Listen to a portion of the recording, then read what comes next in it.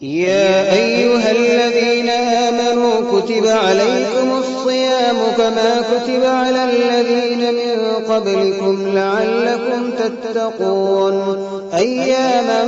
معدودات فمن كان منكم مريضا أو على سفر فعدة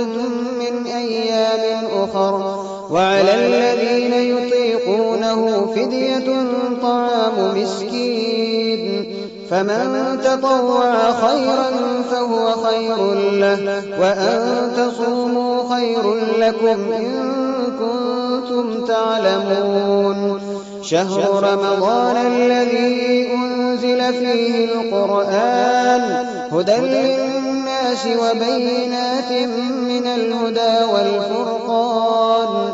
فمن شهد منكم الشهر فليصم ومن كان مريضا أو على سفر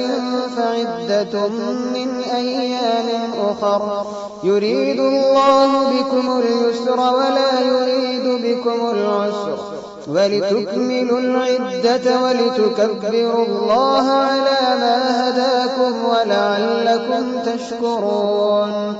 وإذا سألك عبادي عني فإني قريب أجيب دعوة الداع إذا دعاني فليستجيبوا لي وليؤمنوا بي لعلهم يرشدون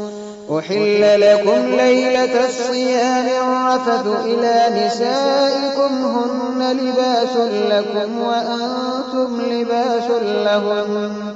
علم الله أنكم كنتم تختانون أنفسكم فتاب عليكم وعفى عنكم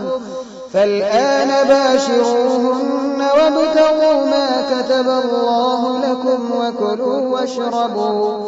وكلوا واشربوا حتى يتبين لكم الخيط الأبيض من الخيط الأسود من الفجر ثم أتموا الصيام إلى الليل ولا تباشروهن وأنتم عاكفون في المساجد تلك حدود الله فلا تقربوها كذلك يبين الله آياته للناس لعلهم يتقون